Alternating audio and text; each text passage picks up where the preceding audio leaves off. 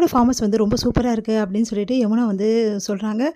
Thanks Yamuna" அப்படின்னு சொல்லிட்டு விஜயும் சொல்றாரு. அடுத்து வந்து வாங்க சுத்தி பார்க்கலாம்னு சொல்லிட்டு வீட்லாம் சுத்தி பார்த்துட்டு இருக்காங்க. ஆனா வந்து காவேரி மட்டும் ஒரே டென்ஷனா இருக்காங்க. அத பார்த்து வந்து விஜய் வந்து, "ஏன் காவேரி நீ எப்ப பார்த்தாலும் டென்ஷனா இருக்க?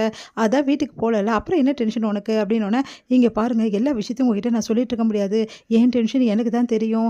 அவ்வளோ பிரச்சனை இருக்கு இப்போ. உங்களுக்கு அதெல்லாம் புரிய வைக்க முடியாதுன்னு" சொல்லிட்டு போயிடுறாங்க. இவ என்ன டென்ஷன் பத்தி சொல்றா? அதான் வீட்டுக்கும் போல இங்க தான் இருக்கோம். இப்போ கூட இவ்வளோ டென்ஷனா இருக்கணும் அப்படின்னோனே, "மாமா அவ எப்பவுமே அப்படிதான் மாமா" அப்படி சொல்லிட்டு போறாங்க. சரி யமுனா இந்த ரூம் தான் உனக்கு" அப்படின்னு சொல்லிட்டு ரூம் காட்டுறாரு. "மாமா சூப்பரா இருக்கு மாமா. உண்மையிலே உங்க ஃபார்ம் ஹவுஸ் அவ்வளோ அழகா இருக்கு. சரி நாங்க வந்து ஏதாவது போய் சமைக்கிறோம்" அப்படின்னு சொல்லிட்டு நம்ம சொல்றாங்க. காவேரி, "இல்ல இல்ல வேண்டாம். இங்க இருக்கிறவங்க கிட்ட சொல்லிட்டா சமைச்சு வச்சுருவாங்க. நான் ஆல்ரெடி சொல்லிட்டேன். நீ ரெஸ்ட் எடுத்துக்கோ காவேரி" அப்படின்றாரு. அதை கேட்டு காவேரி ஒரு குழப்பத்திலே திரிஞ்சுட்டு இருக்காங்க. என்ன இவ ரொம்ப குழப்பத்துல இருக்காளே! காவேரி இப்ப என்ன ரொம்ப ஓவரா பண்ணிக்கிற? இப்ப சொல்ல போறியா இப்ப இல்லையா? என்ன பிரச்சனை உனக்கு? அப்படின்னோனே, "இங்க பாருங்க நான் ஏற்கனவே சொன்னது தான். எந்த பிரச்சனையும் இல்ல விடுங்க" அப்படி சொல்லிட்டு போயிடுறாங்க. என்ன இவ இப்படி இருக்கா? அப்படின்னு சொல்லிட்டு மனசு கஷ்டப்படுறாரு விஜய். அடுத்து வந்து இங்க என்ன பண்றாங்க, காவேரி நிவினுக்கு கால் பண்றாங்க. "நிவின் நான் சொன்னது உங்களுக்கு ஞாபகம் இருக்குல்ல? கண்டிப்பா நாளைக்கு வந்துருவீங்கல்ல நிவின்? நான் ரொம்ப எதிர்பார்ப்பேன் நிவின். ப்ளீஸ் நிவின் நாளைக்கு வந்துருங்க. உங்கள கெஞ்சி கேட்குறேன்" அப்படி சொல்லிட்டு கெஞ்சிட்டு இருக்காங்க.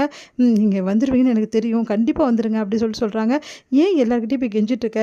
உனக்கு என்னதான் ஆச்சு காவேரி? எதுக்காக கெஞ்சுற?" அப்படின்னோனே, உடனே வந்து "இங்க பாருங்க என் தங்கச்சிக்காக நான் என்ன வேணாலும் செய்வேன். அதனால தான் கெஞ்சிட்டு இருக்கேன்" அப்படின்றாங்க. "சரி கெஞ்சினியே பலன் ஏதாவது கிடைச்சதா?" கண்டிப்பா கிடைக்கும். நாளைக்கு பாருங்க உங்களுக்கும் அதிர்ச்சி காத்துட்ருக்கு. எனக்கும் அதிர்ச்சி காத்துட்ருக்கா. என்ன இவ சொல்றா? அப்படின்னு சொல்லிட்டு யோசிக்கிறாரு. நாளைக்கு முதல்ல கோயிலுக்கு போணும். யமுனா கூட்டிட்டு போணும். யமுனாக்கு தெரியாம தான் கூட்டிட்டு போணும். யமுனா கண்டிப்பா சந்தோஷப்பட போறா போனோனே. அதே மாரி வந்து யமுனாக்கு ரொம்ப சர்ப்ரைஸா இருக்கும்.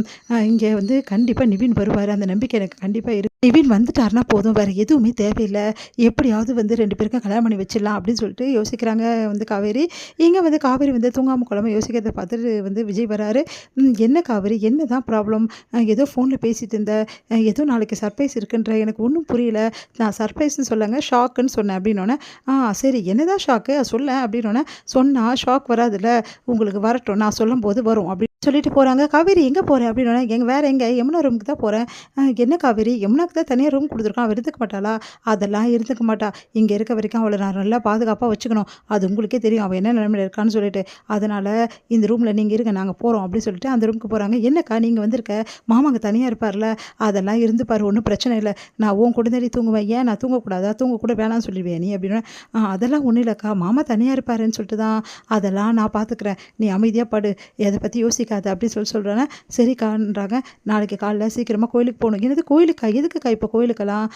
ரொம்ப இம்பார்ட்டன்டான விஷயம். அதுக்கு தான் கோயிலுக்கு போயே ஆகணும். கோயிலுக்கு போனோன்னா உனக்கு விவரம் என்னன்னு புரியும்." "என்னக்கா சொல்ற? எனக்கு ஒண்ணும் புரியல. கோயிலுக்கு எதுக்கு போணும்? ஏன்டி கோயிலுக்கு கூட எதுக்கு போணும்னு சொல்லணுமா? சாமி கிட்ட போறதுக்கு கூட மாத்திரைலாம் போட்டல்ல, நேரத்தோட படு" அப்படி சொல்லிட்டு படுக்க வைக்கிறாங்க. இங்க காவேரிக்கு தூக்கமே வரல.